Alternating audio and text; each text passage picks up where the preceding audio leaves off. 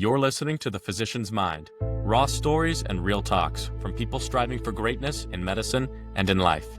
This is where ambition meets action and where the relentless come to level up. I'm your host, Curtis Wilkerson. Thank you so much for listening. Let's get right into it.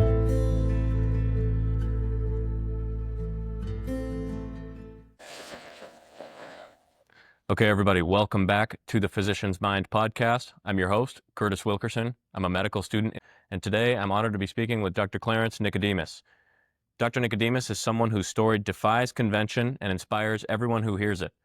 He's a neuromusculoskeletal specialist who became a physician at the age of 62 after a 25-year career in biomechanical engineering, military service, NASA research, and academic orthopedic spine work. He's now a leading researcher, textbook contributor, and clinical educator. Dr. Nicodemus, it's an honor to have you on the show, sir.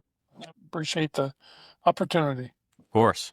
So, how are you spending your time these days? Are you still doing research? Are you seeing patients, doing some writing? All three, actually. I see patients on a couple of afternoons a week, and then we have 2 ongoing grants and 1 other project we're dealing with, and there's a lot of writing associated with it. So I get to do all 3. And now, before we get into your science and medicine career, I'd love to ask you about your military service. Tell us about what branch you served in and what your roles were. Okay. Well, I was in the Army. I went through ROTC at University of California, Davis. It's a program much like here at MSU. It was a land-grant college, and so it was required at that time. But I went through all 4 years, was commissioned in 1965, and then I got my master's degree while on active duty, and then served approximately 4 years after that. I was in air defense artillery, missiles, basically. First assignment was in Fairbanks, Alaska, as battery commander, the world's northernmost Nike Hercules battery. Then Vietnam, 69-70, teaching assignment, Fort Bliss, El Paso, in 71.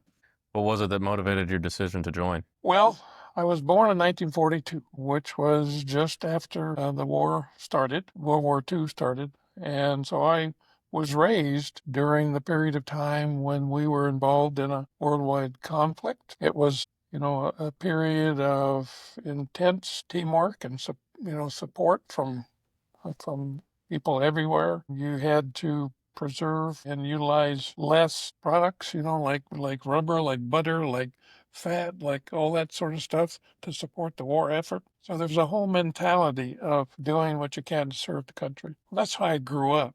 And so when I got to the age where I could contribute, I jumped at the chance to join up. All right. Well, thank you for your service, sir. Can you tell us, looking back, how your time in the military shaped your mindset and your discipline and your approach to leadership today? Yes. The thing about the military that I think a lot of people who don't serve miss, they see the rigor, they see the routines, they see that sort of thing that goes on. What they miss is the way in which the military establishes the hierarchy of leadership. I mean, on the crudest sense, at the infantry level, boots on the ground, you have like a smallest unit, like a squad, moves ahead, and you have a leader. And if that leader goes down, the next person's already prepared to take over. And it's that way all the way through the structure. What that means is that you have to understand the people and the jobs around you. You have to be prepared at any time to take over in a leadership role. Your training is multidisciplinary, and that fits wherever you go.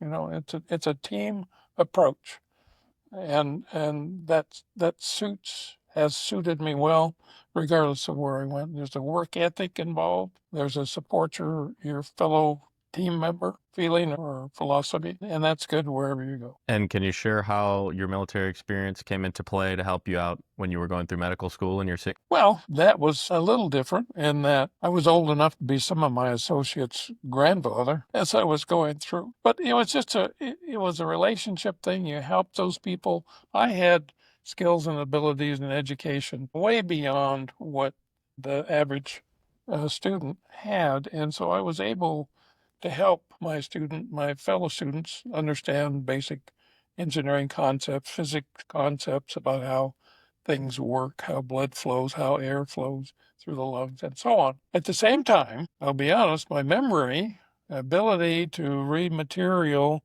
grasp it, and be tested on it was not like it was 30 years prior. So I relied on my team members to help me, learn things and retain. And so the same principles apply. You're a part of a team wherever you go. That's right. And you spent 25 years as a biomechanical engineer. Can you walk us through the highlights of that chapter of your life? Well, I started to back up when I got out of the Army in 71. I started coursework back at University of California, Davis on my PhD, and that was in biomedical engineering with a focus on biomechanics, since my master's was mechanical engineering. So that led to interest and work in rehabilitation, that is, applying engineering principles and things to support people with disabilities of all kinds, physical disabilities, helping in the workplace, helping at home, driving, all those kind of applications. That was back when they just started to adapt vehicles so that people in wheelchairs could drive vehicles. I was involved in that for a while, did consulting work with the Department of Rehabilitation for a couple of years and helping the rehab specialists in dealing with these kinds of problems in the field. Then, because my GI Bill ran out, I wasn't quite finished with my dissertation work. So I had to get a job, and it turns out my secondary interest was in aerospace. And that was just during the period when companies were competing with contracts with NASA to design the space station. And so they were looking for somebody with a biomechanics background to deal with the issues of working and living in space. And so I applied for and was accepted at Rockwell International in Downey, California, in the LA area, as part of their design proposal team. They lost the competition. Lockheed won. They then recruited me to come and join their team as part of developing the design criteria.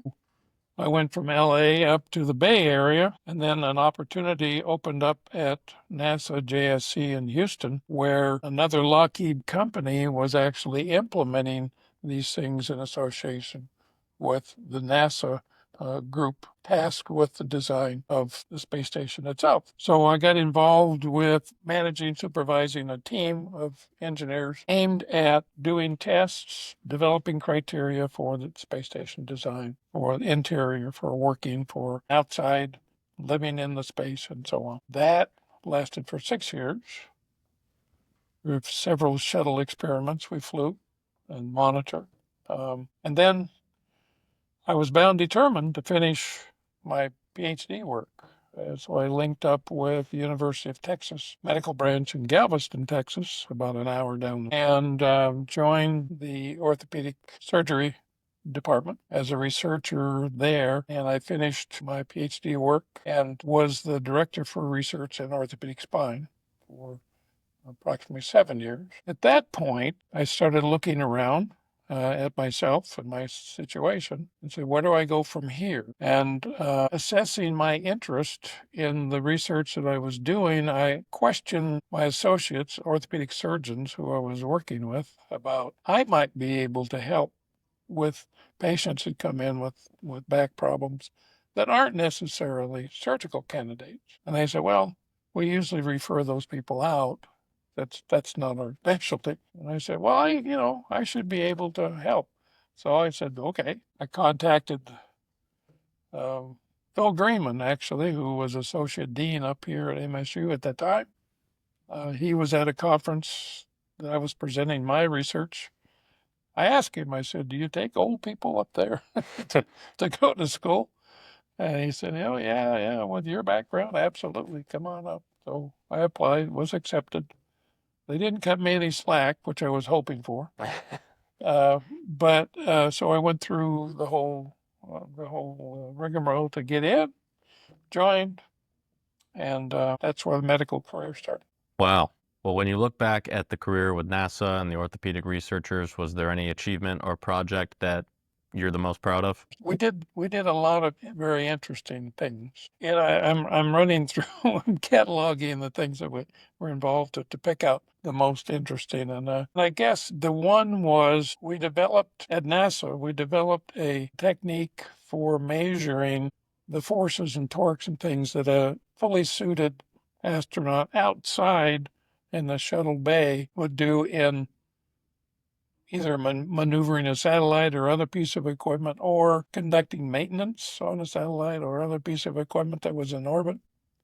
Support themselves by using what's called portable foot restraints, locking their boots in so then they could maneuver themselves without fear of floating off into space. But nobody knew how much force that put into the structure that they were locked into. So it was a flight experiment that measured those forces and torques. It was pretty innovative. And so that was one of the things I was proud of. And then as far as the research in orthopedic surgery, nothing in particular in the way of a project stands out in my mind, but what I learned was the most significant part of it was the really unique structure of the spine itself and how it functioned, how it failed, how surgeons repaired it with nuts and bolts and screws and rods and all kinds of things. The structure itself was the interesting part of the study.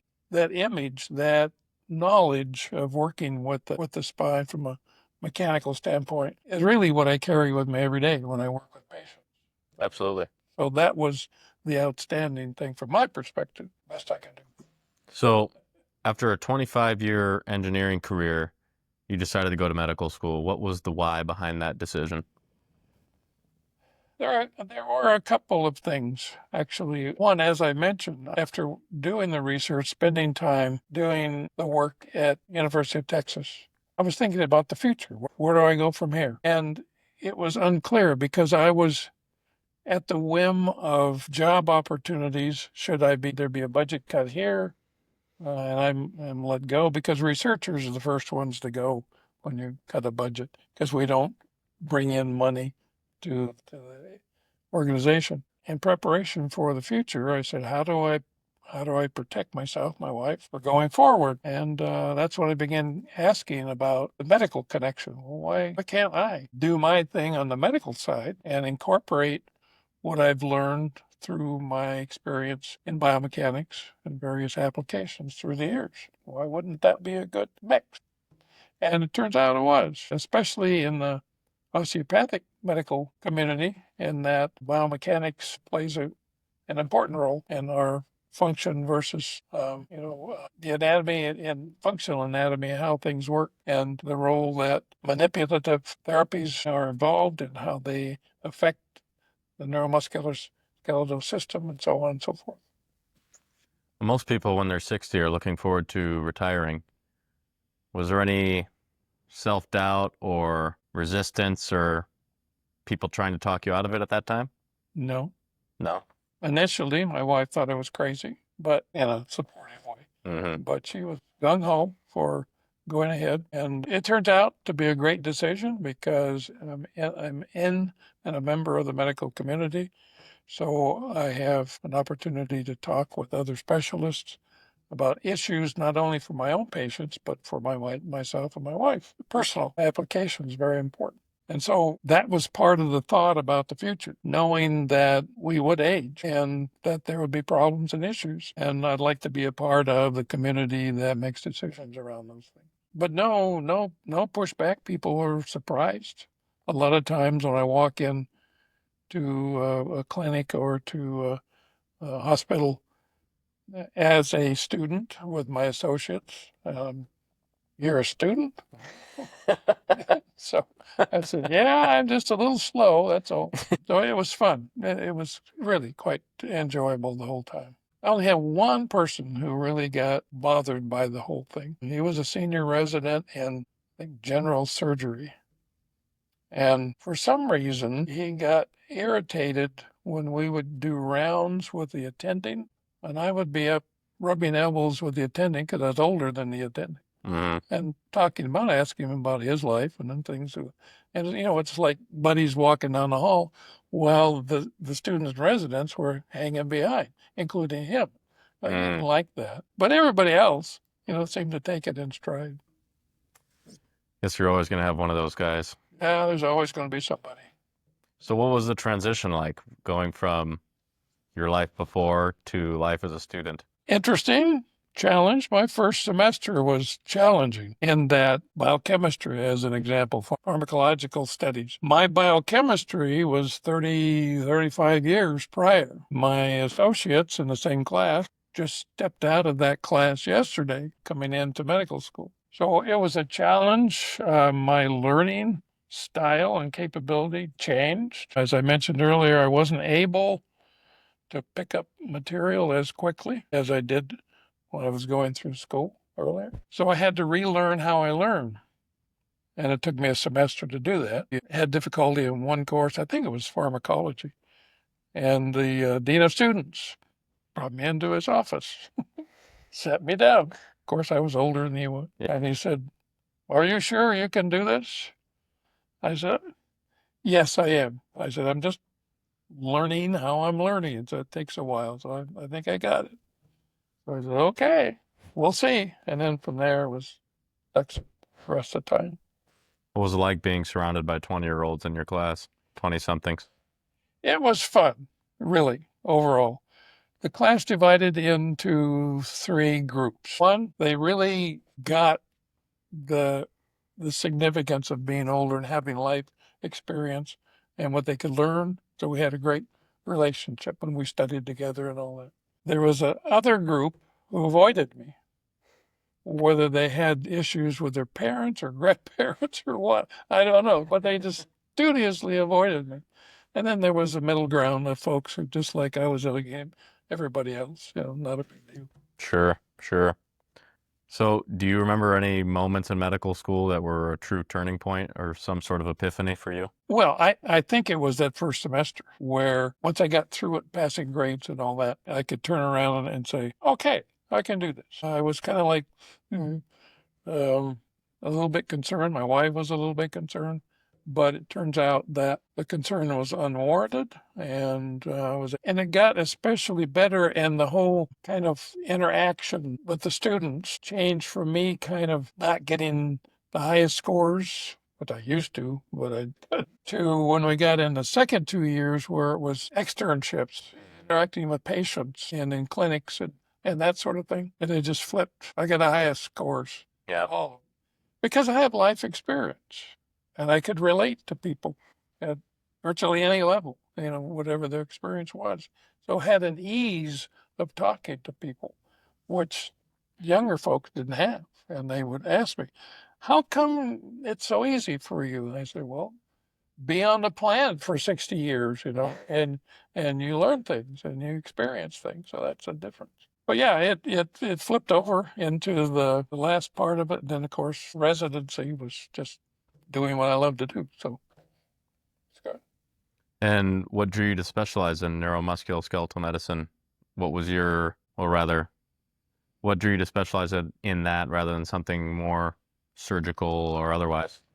Well, great question. Because when I did my surgical residencies, I absolutely love surgery. And what I found was I didn't have the stamina or the precise control with my hands that I felt I really needed to do surgery.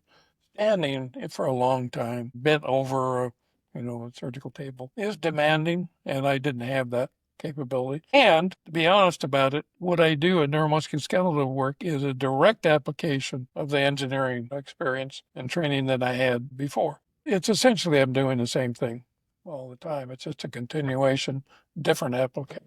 Sure, sure. And after residency, you practiced independently for nearly a decade. What was your clinical practice like, and what kind of patients or conditions were you drawn to? Well, when I finished my residency in 2007, my wife had just been ordained. She'd been at a ministerial school, actually in Kansas City. And we finished at the same time and said, where do we go from here? And we were both from California. She was from San Diego area. I was from Northern California. We said, okay, let's split the difference. And we headed for Monterey, California, opened up a practice, single solo practice, me. She did the books and, ran the office. We had a few people as employees. Beautiful environment. From one of our windows, we had a peak of the ocean, Pacific Ocean.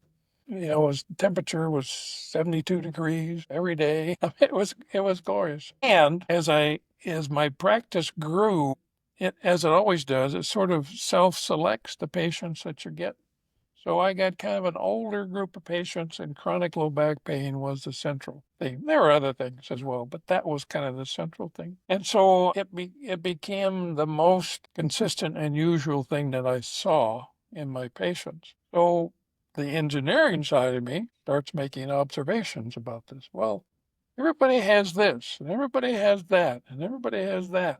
Why the commonality? Because at that time, and still, most people think that there's no central cause for chronic low back pain. Well, my experience and research indicates that there is a common cause. And that's what I was seeing is a syndrome which, if I could identify the cause, then we would know exactly how these things start and then how to treat more directly and simply. Because people are sent all around the place. They've sent to physical therapy, they're sent to pain management to get injections, they're sent to psychiatrists, they're sent to nutritionists, they're sent everywhere to try to address what people think are the multivariable causes of chronic low back pain. Well, those are multivariable symptoms of a central cause.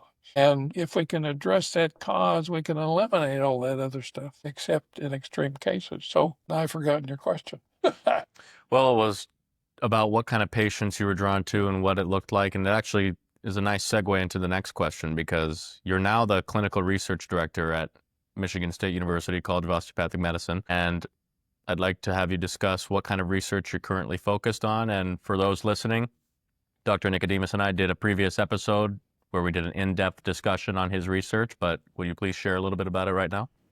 Sure. So following up on those observations with the patients when I was in solo practice, that's why I came back here. That was the rest to answer your question.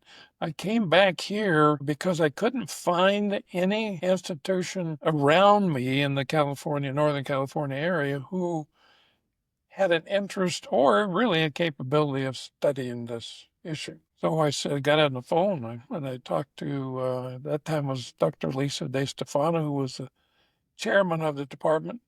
And she was my residency and department chairman director when I went through the program here. And I said, what if I came back and was doing, research part-time in clinic? She said, great, come back. And so I did, and that was in 2016. After a year of trying to get my feet on the ground, a year or two, I think, we created this group, the Center for Neuromusculoskeletal Clinical Research, that has in it two PhD researchers with great backgrounds in spinal biomechanics, Dr. Jacek Cholowicki and John Popovich, and then two research coordinators, Angela Lee and Jessica Epstein, who form with me this research unit within the Department of OMM, or Osteopathic Manipulative Medicine. That's an old name. I hate the name. It should be Office of Osteopathic Neuromusculoskeletal Medicine. And so the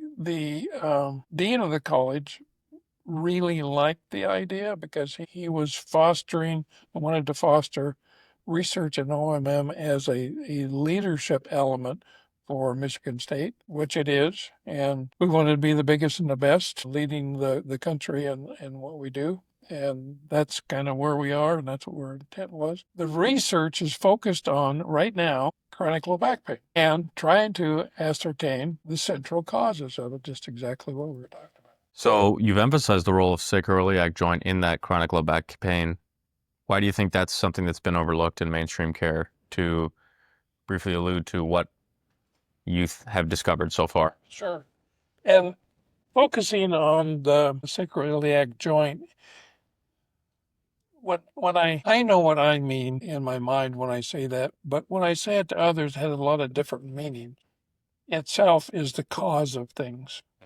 Rather, it's one of the most obvious reflection of what's going on in that patient. And what I mean is what I call the lumbosacral pelvic structure. That's the lumbar vertebra with the sacrum and the innominate form this very unique structure that is at the very heart of the major forces that come together in the body when we move, especially when we're upright in a gravitational field. I always add that because of my NASA experience, where they float around. They don't have an effective gravitational field, but we have forces going up through our feet, into our hip joints, into the pelvis, and they come to either side of the sacrum. At the same time, the total upper body weight rests on the spine, on the sacrum.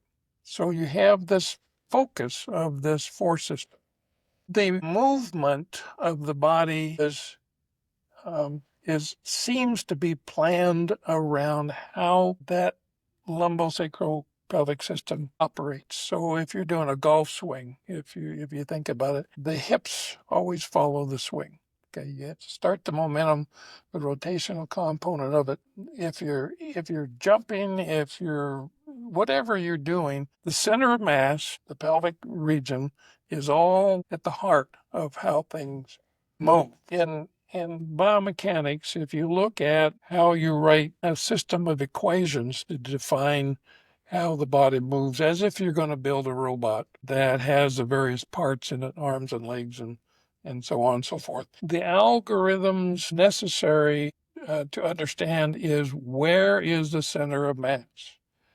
And the center of mass follows wherever that goes, then everything else follows it in a predictable manner. In the human body, that suggests that the neural component of the neuromusculoskeletal system must track and project the movement of the center of the mass in order to determine how we actually move our bodies. In other words, if you could take a golf swing, okay, we've got to get that center of mass rotating and swinging to the one side, and then the upper part follows it. Well, there's all the balance issues and so on and so forth with it. But my point is there's a sensory feedback system that's key to our movement patterns. In other words, I can't shut my eyes and touch my nose without there being a feedback system that tells my brain where the parts are so that I know where to move. It's not magic. It's not a learned pattern. And some of it is, of course. Not really, because you can do it with either hand. You can do it, from the other side. You can do it, whatever. The brain knows where the parts are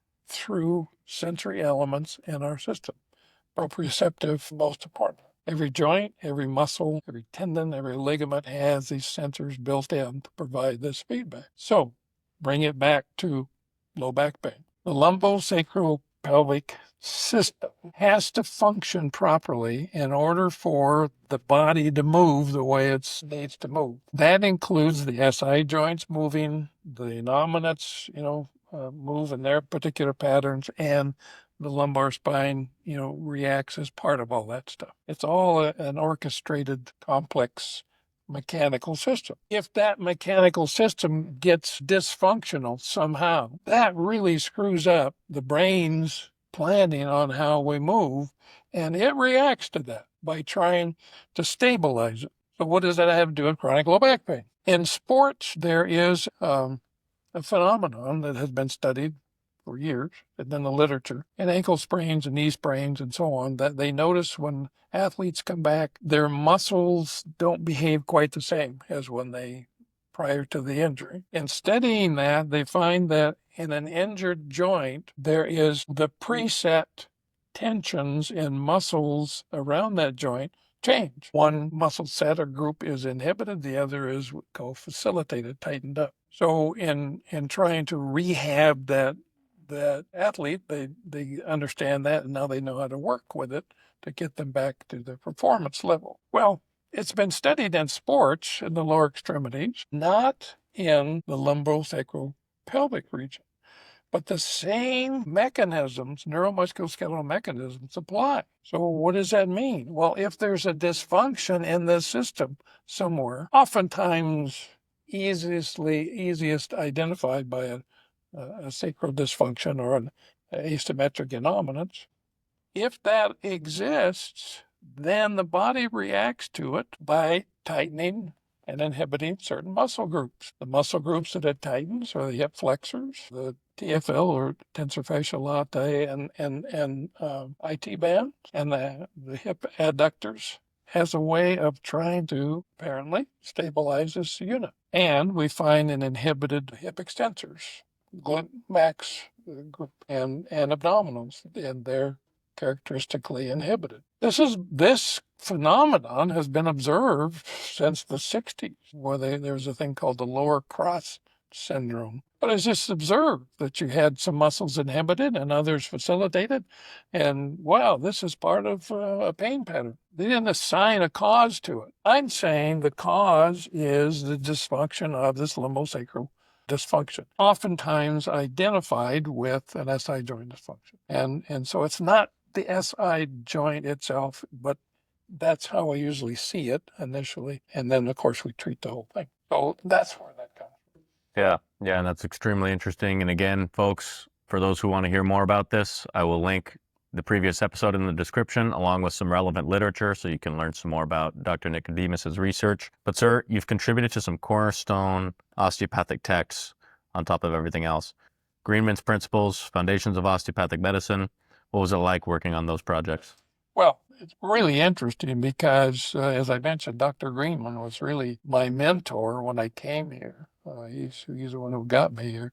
So it was an honor when Dr. De Stefano, who was editing it since he left, it was an honor to contribute in some way my thinking about what he has laid out in that book. And then from Foundations, it's a matter of beginning to incorporate some new thinking about what is the source of chronic low back pain, along the lines that I just discussed.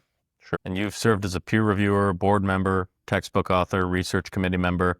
What role do you think DOs should play in shaping the scientific literature? Well, every role we can imagine.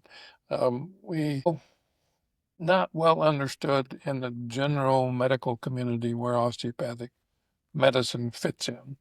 I mean, it's a continual learning exercise. The whole idea of doing manipulation mechanically on a patient is really, even after all these years, is a foreign element to a lot of our medical education. And so the more that we can be on committees where policy is established and discussed and literature is written to explain things and so on and so forth, the better it's going to be in the long run. Absolutely. You've also mentored a lot of students and younger physicians. What lessons or values do you normally pass down? Well, the first thing that I try to get students, and the student can be an undergraduate, a graduate, a medical student, or a resident, is do you know what your passion is about? Why are you in this? What is it that's really interesting to you, that drives you? And if you don't understand that yet, that's something you need to focus on, wherever it takes you. The thing you don't want to do is at the end of all this education, the end of a residency where you're specialized in something and you find out you don't like it. That's not a good place to be. I guess if I could relate that to my own experience, not that I'm any kind of an example for anybody, but you have a very interesting life that pretty much lays itself out for you if you're constantly tacking towards the thing that drives your interest. And I don't mean interest in gaining money or like that, but from a technical standpoint. So, sometimes you hit the target, sometimes you don't, whatever, but you're constantly relating that passion to what you're doing. And if you're treating patients, that's where your specialty lies. And utilizing that passion to support the patient, because it's all about patients. The only reason any of us are here is to solve problems for patients because they don't have the benefit of this education, this unique privilege of going to school and learning this stuff. So we're all about trying to solve those problems. And you can burn out very quickly if you're not passionate about what you do. If you are passionate about what you do, you can't wait to jump out of bed and get into the clinic. And so that's what I try to get at to the patients, to my students. The other thing is, okay, if you're still with me, then here's what I think based on my observations and what I just related to you about what I think is the cause of chronic low back pain. So, and it's an exciting area because it's a misunderstood area, because there's not enough information, and you can be a part of that solution ultimately. So that's kind of where I come from. I think I drive some students nuts because maybe I get a little more too passionate in my approach to things. But that's I mean you have to know what you're about. It's a big part of it. Now, do you plan to wind down anytime soon, or is there still some more research or projects that you want to engage in? Well, we have the two ongoing research, one from the Department of Defense, one from the American Osteopathic Association, both focused on chronic low back pain and some other things. Those were basically 2-year projects. I need to finish those. So I'm probably 3 years out. I'll be 85 at that time, so it's a good time to wind down. Yes. I'm not guaranteeing it though, because something comes up. And as long as I'm engaged, as long as I can contribute, why not? I mean, what's the what's the rule here? Yeah. Nobody's making any rules telling you no. Not at all. Especially we got young folks like you coming up, who can fill in the gaps wherever necessary. What legacy do you want to leave behind in osteopathic medicine? Legacy. Well, really, it's that aspect of medicine or any job that you get into is follow your passion, and you will be able to be involved in things that will contribute to the general good, knowledge or practice or a technique or patients who are improved by your. But if you're doing it for a paycheck, not so good. I mean, a lot of people do, but that's not a life. That's kind of a substitute. So I mean, that's my opinion about things. And my legacy, if people follow me, is a lot of interesting things to do, and your age doesn't really limit you. Just keep after it. Well said. Well, Dr. Nicodemus, your story is an incredible example of lifelong learning, service, and purpose. Thank you for your time, your wisdom, and sharing your journey with us today, sir. No, it's been my pleasure. I appreciate talking with you. Absolutely.